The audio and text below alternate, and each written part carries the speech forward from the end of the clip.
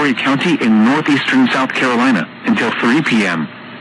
At 1:56 p.m., a severe thunderstorm was located over Bucksville, or near Red Hill, moving east at 30 miles per hour. Hazard, 60 miles per hour wind gusts and quarter-size hail. Source, packed, minor hail damage to vehicles is possible. Expect wind damage to trees and power lines.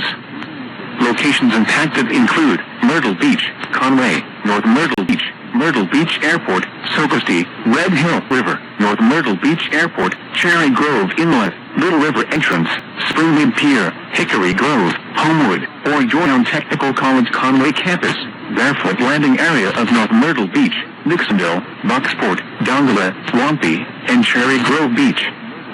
For your protection, move to an interior room on the lowest floor of a building. Please send your reports of hail or wind damage, including trees or large limbs found, by calling the National 1-800-697-3901.